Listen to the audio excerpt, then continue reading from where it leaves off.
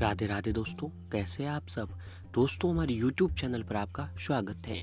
हमारे इस चैनल को सब्सक्राइब कीजिएगा और हमारे वीडियो को लाइक, शेयर और कमेंट ज़रूर कीजिएगा। दोस्तों, जैसा कि हम सभी लोग जानते हैं कि अभी अधिक मास का जो महीना है वो चल रहा है। दोस्तों, इस बार का अधिक मास का महीना 18 सितंबर से शुरू हो चुका था, जो कि 16 अक्टूबर तक को खत्म होगा। दोस्तों, अधिक मास का महीना जो है अब कुछ ही दिनों में खत्म होने वाला है और हमारे हिंदू धर्म में हर महीने का अपना एक अलग और विशेष महत्व बताया गया है। इसके अलावा हम सभी लोग शुभ अशुभ जैसी बातों का भी विशेष ध्यान में रखते हैं। शास्त्रों में मलमास को श्रेष्ठ नहीं माना गया है।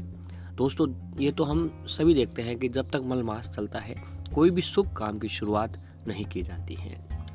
मलमास में किसी काम की तो शुरुआत नहीं होती है, लेकिन धर्म, कर्म, उपाय, साधना और भगवान के प्रति भक्ति भाव के लिए ये जो समय है, ये धर्म कर्म के लिए समय, ये महीना सबसे अति उत्तम माना गया है। पुराणों में भी ऐसा बताया गया है कि मलमास में जो व्यक्ति धार्मिक नियमों का पालन करते हैं उन्हें मोक्ष की प्राप्ति होती है। मलमास के दिनों में धार्मिक स्थलों की यात्रा करना, भागवत कथा का पाठ करना भी सबसे शुभ माना जाता है। दोस्तों, मलमास के महीने को अधिक मास, पुरुषोत्तम मास और खर मास के नाम से भी जाना जाता है। दोस्तों, ये जो समय है, ये धर्म कर्म के लिए और भगवान के प्रति भक्ति भाव के लिए ये जो महीना है, ये सबसे अति उत्तम माना गया है। इस महीने में दोस्तों हम जो भी काम, साधना, उपाय या भगवान के प्रति उपवास या फिर भगवान की विशेष तरीके से पूजा आराधना या फिर भगवान का नाम या भक्ति भाव करते हैं, तो उसका जो फल है हमें बाकी महीनों से भी बहुत ही ज़्यादा प्राप्त होता है। दोस्तों, इस महीने में कोई श्रेष्ठ काम तो नहीं होता है, लेकिन ये जो महीना है, इस महीने में भगवान के प्रति भक्ति भाव के लिए ये महीना सबसे अति उत्तम माना गया है। दोस्तों, इस महीने के मलमास के महीने के प्रतिनिधि आराध्य देव है जिनको ये महीना समर्पित है, वह है दोस्तों भगवान विष्णु जी। इसीलिए इस महीने के दौरान भगवान विष्णु जी की पूजा हमें नियमित रूप से जो है करनी चाहिए। और दोस्तों, इस महीने में पड़ने वाली एकादशी तिथि का उपवास कर भगवान विष्णु जी की विधि विधान से पूजा कर उन्हें तुलसी के पत्तों के साथ भोग लगाने से समस्त सुखों की हमें प्राप्ति होती है। और ऐसे ही दोस्तों, इस महीने में जो भी तिथियां आती हैं, जो भी एकादशी आती हैं, उस एकादशी का जो महत्व है बाकी महीनों से बहुत ही ज़्यादा बताया गया है। दोस्तों, इस महीने में ये जो महीना है, ये भगवान विष्णु जी को समर्पित है और जो एकादशी का दिन होता है वो भी भगवान विष्णु जी का ही दिन माना जाता है। तो दोस्तों, ऐसे ही अधिक मास की जो दूसरी एकादशी है वो दोस्तों 13 अक्टूबर मंगलवार के दिन पड़ रही है। दोस्तों, इस एकादशी को परमा एकादशी के नाम से भी जाना जाता है।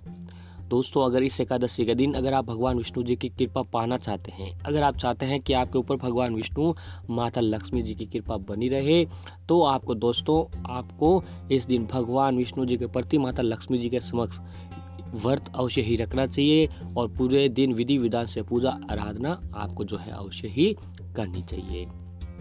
तो ऐसे ही दोस्तों, अगर आप इस एकादशी के दिन भगवान सूर्य देव को जल देने लोटे में मात्र ये एक चीज मिला देते हैं, तो उसका दोस्तों जो महत्व है, उसका जो परिणाम है, आपको बहुत ही अधिक देखने को मिलेगा और बहुत ही जल्द देखने को मिलेगा। तो इससे पहले दोस्तों हम जान लेते हैं कि हमें एकादशी के दिन क्या करना चाहिए। तो इस दिन दोस्तों सुबह ब्रह्मा मुहूर्त में उठकर स्नान आदि से निवृत्त होकर भगवान विष्णु जी को केसर युक्त दूध से अभिषेक करें। भगवान विष्णु जी के मंत्र ओम नमो भगवते वासुदेवाय नमः की एक तुलसी की माला से जाप जो है आपको अवश्य ही करना चाहिए। और इस दिन नहाने के पानी में आपको थोड़ा सा गंगा जल मिलाकर भी नहाना चाहिए। इससे भी व्यक्ति के जो सारे पाप होते हैं वो समाप्त होने लग जाते हैं।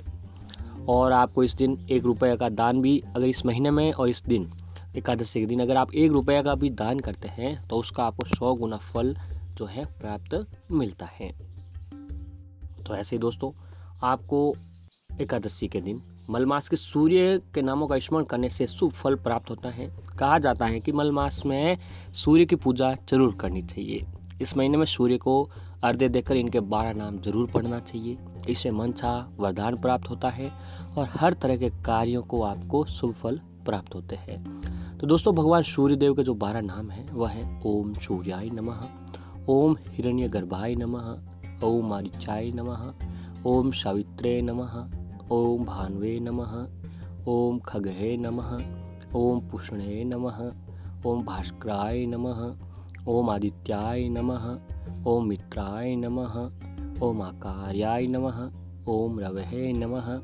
दोस्तों इस तरह तांबे के लोटे में जल भरा, इसमें चावल, लाल फूल, लाल चंदन भी डालें, पूर्व दिशा की और मुख करके भगवान सूर्य देव को अर्घ्य चढ़ाएं।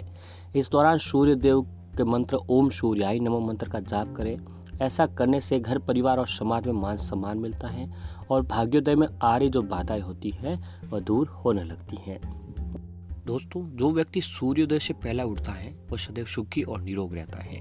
हिंदू धर्म शास्त्रों के अनुसार दिन का आरंभ सूर्य को अर्घ्य देकर उनकी वंदना से किया जाना चाहिए।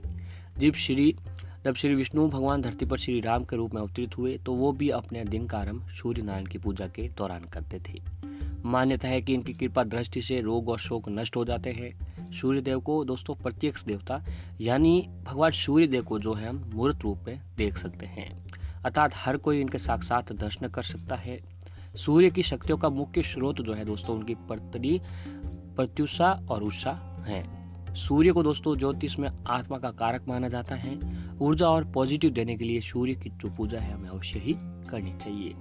जो व्यक्ति सूर्य देव को नमन करते हैं उनके अंदर एक गजब का आत्मविश्वास बना रहता है और उनके ऊपर कभी भी तंत्र मंत्र का कोई प्रभाव जो नहीं पड़ता है। सूर्य देव को नमन करने वाले लोगों के मन के अंदर सुख का विद्यमान होता है।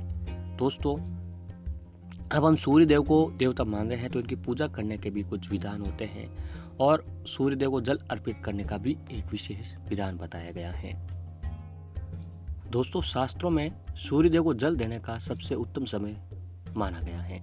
कहा जाता है कि इस समय सूर्य को जल देने से सूर्य देव आपकी सभी मनोकामना पूरी करते हैं और आपके जीवन में जो भी परेशानियां चली आ रही हैं वह खत्म करते हैं। दोस्तों शास्त्रों में सूर्य देव को अर्घ्य देने का जो सही समय है वह ब्रह्म मुहूर्त में बताया गया है, जो कि दोस्तों सुबह 4:07 बजे तक, यानी सूर्य उदय होने से 1 घंटे तक बाद आप जो है भगवान सूर्य देव को अर्घ्य दे सकते हैं। यानी सुबह के 8 बजे तक आप कभी भी भगवान सूर्य देव को अर्घ्य दे सकते हैं। इस समय पूरा वातावरण शांत होता है और दिव्य ऊर्जाएं वातावरण में उपस्थित होती हैं, जो कि हमारे पूजा पाठ के लिए दोस्तों बहुत ही जरूरी होती हैं। इस समय पूजा करने से आपकी प्रार्थना जो है सीधे सीधे भगवान तक पहुंचती है और आपको ब्रह्म मुहूर्त में ही सूर्य देव को अर्घ्य देना है। साथ ही ध्यान रहे कि जब भी सूर्य देव को जल दे रहे हो तो दोस्तों आपको नंगे पैर जो जल है देना चाहिए। सूर्य को जल देते समय चप्पल इत्यादि को शास्त्रों में निषेध माना गया है और सूर्य देव को जल देने के लिए आपको तांबे का लोटे का ही जो है इस्तेमाल करना चाहिए, वह सबसे उत्तम भी माना जाता है। अब हम आपको बताते हैं कि आपको सूर्य को जल देते समय जल में ऐसा क्या मिला देना चाहिए जिससे उसका प्रभाव और भी ज़्यादा बढ़ जाता है।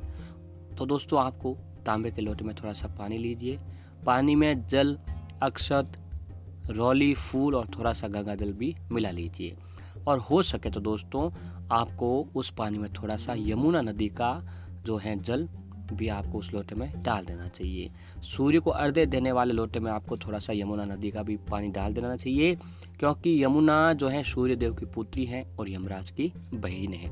इसीलिए सूर्य देव के जल में यमुना नदी का जल मिलाने से अकाल मृत्यु से छुटकारा मिलता है। और सूर्य को जल देते समय ध्यान रखें कि आपके दोनों हाथ जो हैं सर से ऊपर हो, साथ ही जो धारा जमीन पर गिर रही है वो आपके पैरों से न टकराए। नियमित रूप से इसी तरह सूर्य देव का ध्यान कीजिए। इससे दोस्तों आपको बहुत ही जो है अच्छा लाभ पहुंचेगा और आपके जीवन में जो जुड़ी परेशानियां सी हैं वह भी खत्म होने लगेगी। और दोस्तों जब भी सूर्य देव को मीठा जल चढ़ाने से हमें लाभ मिलता है। मीठा जल से ये तात्पर्य होता है कि आप साफ पानी में मिश्री भी मिला देनी चाहिए और सूर्य देव को चढ़ाया गया जो पानी है किसी के पैरों को स्पर्श जो आपको नहीं करना चाहिए। दोस्तों एक काम ये कर सकते हैं कि आप भगवान सूर्य देव को जब भी जल चढ़ाते हैं उसमें से कुछ थोड़ा सा जल आपको बचा लेना चाहिए, फिर उसको अपने हाथ में लेकर चारों दिशाओं में उसे छिड़क देना चाहिए। ऐसा करने से हमारे घर का जो आसपास का वातावरण है वह पॉजिटिविटी बनी रहती है, नकारात्मकता जो है हमारे घर से दूर होती रहती है। दोस्तों अगर आप भी इस तरीके से भगवान सूर्य देव को अर्घ्य देते हैं तो आपके दोस्तों जीवन की सारी जुड़ी परेशानियां हैं वह ख़त्म होगी और एकादशी का दिन सबसे शुभ दिन माना जाता है। तो ऐसे में चलते अगर आप ये काम छोटा सा काम कर लेते हैं तो आपके दोस्तों सारी परेशानियों का अंत पल भर में होने लग जाता है।